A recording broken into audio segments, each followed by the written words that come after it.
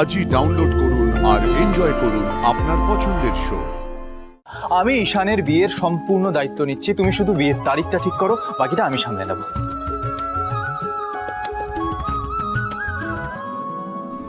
কিছুক্ষণ আপনি দেবলীনা ম্যাডামের সঙ্গে একা ছিলেন, আর দেখুন উনি কি করলেন আপনার সঙ্গে।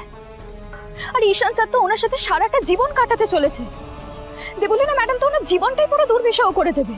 দেবলীনা ম্যাডামের নামে কাউকে কিছু খারাপ কথা বলুন অনুশ্রী, ওনাকে দেবীমা পছন্দ করেছে। কিন্তু ইন্দ্রাণী ম্যাডাম তো মানুষ ছিলেন, তাহলে দেবলীনা ম্যাডামের মতো মানুষকে কেন পছন্দ করলেন ঈশান স্যারের জন্য?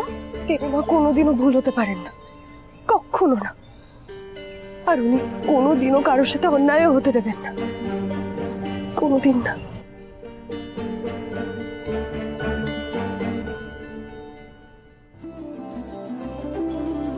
শুভ জন্মদিন দাদা। আমার মন বলছে খুব শিগগিরই আমি তোমাকে সামনে থেকে দাঁড়িয়ে তোমাকে জন্মদিনের শুভেচ্ছা জানাতে পারবো। ইন্দ্রাণী, তোমার পার্সেল পৌঁছে গেছে। ও, কোনো ফোন বা চিঠি এসেছে রাজ? প্রত্যেক বছর তুমি আমাকে একটাই প্রশ্ন করো আর আমারও উত্তর হয় একটাই, না।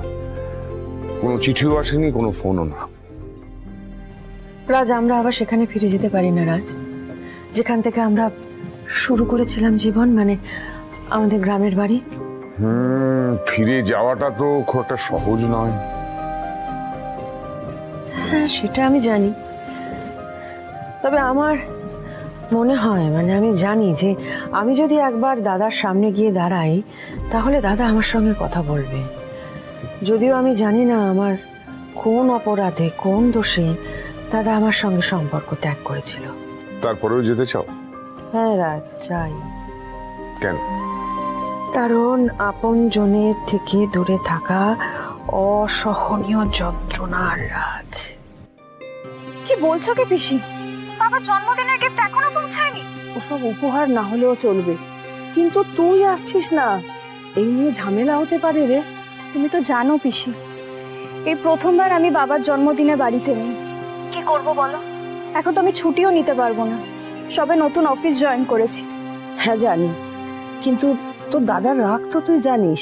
তুমি একটু ম্যানেজ করে নাও না গো আজকে, আর আমি খুব তাড়াতাড়ি বাড়ি যাব। বাড়িতে গিয়ে আমি দাদা ভাইকে বুঝিয়ে বলবো। শোনো না, আমাকে না অফিসে যেতে হবে, অনেক কাজ আছে। রাখছি, হ্যাঁ?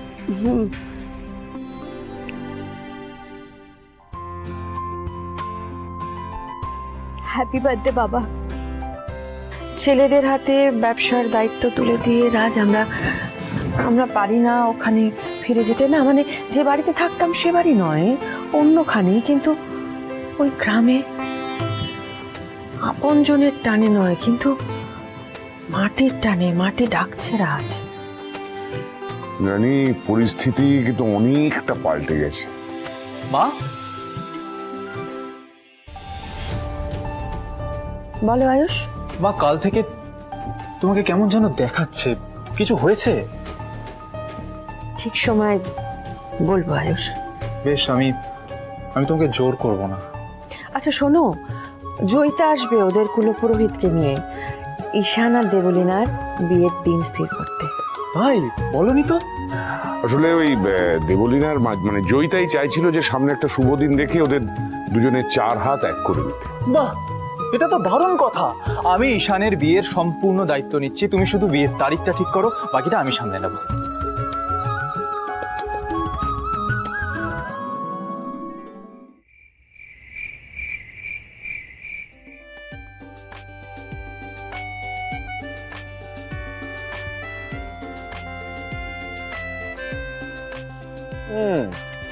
না, ছেলেটা একটু বেটে মনে হচ্ছে না?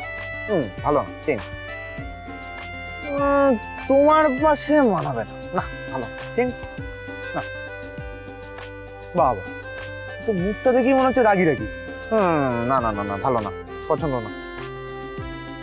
কি বাবা, এই নাকটা তো বেকা।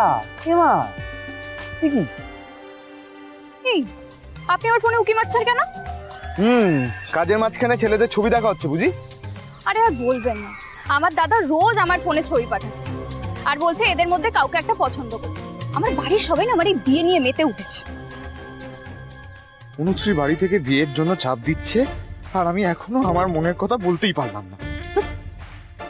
বলছি যে কোনো ছেলে পছন্দ হলো? না, যাক বাবা, এই মানে মানে তোমার পছন্দ খুবই ভালো, মানে খুবই ভালো, কিন্তু এইসব ছেলে তোমার সাথে মানাবে না, এটা যোগ্য নয়। কিন্তু আমার নজরে একটা ছেলে আছে যার সাথে তোমায় খুব মানাবে, আ পারফেক্ট ম্যাচ। তাই? কই ছবি দেখান। ওয়েট,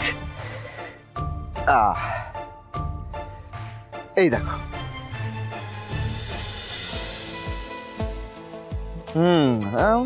হাইটটাও ভালো, বেশ হ্যান্ডসামও। তোমাদের একসাথে মানাবে কিন্তু, বলো? স্যার, আমাকে বাড়ি যেতে হবে, না হলে দেরি হয়ে যাবে। এই অনুশ্রী খারাপ ভাবলো নাকি আমাকে? অনুশ্রী, অনুশ্রী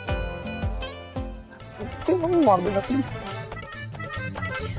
আপনি কিন্তু বেশ ফানি।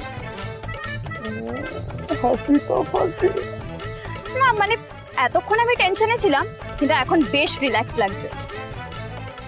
কিন্তু আপনি এরকম গালে হাত দিয়েছেন কেন? এই কি যেন একটা কামড়ালো মনে হলো, চুল করছে। আমি আসি।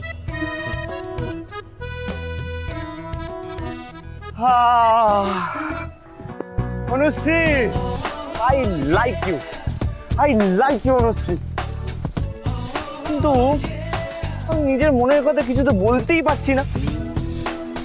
কিন্তু একদিন আমার ভালোবাসার এই কনফেশন তোমার মজা মনে হবে না।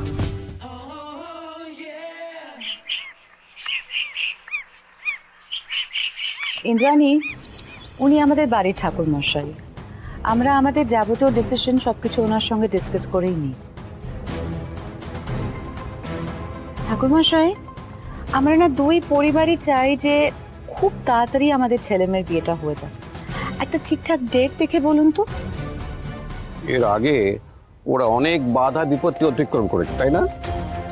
হ্যাঁ, তবে ওদের শুভ যোগ শুরু হয়ে গেছে, কিন্তু খুব শীঘ্রই বিয়ে না দিলে আরো অনেক দেরি হয়ে যাবে। তুই কি শুনলে খুশি হবি আর কি শুনলে এই বিয়েতে রাজি হবি, সে সবটাই তো আমি জানি ইন্দ্রাণী। আর সেই জন্যই তো ঠাকুর মশাইকে সবটা আগে থেকে বলে রেখেছি। তাই শুভ যোগের মেয়াদ এটা কতদিন? এই ধরুন, আজ থেকে 3 সপ্তাহ পরে খুব ভালো একটা শুভ সময় আছে। মাত্র 3 সপ্তাহ?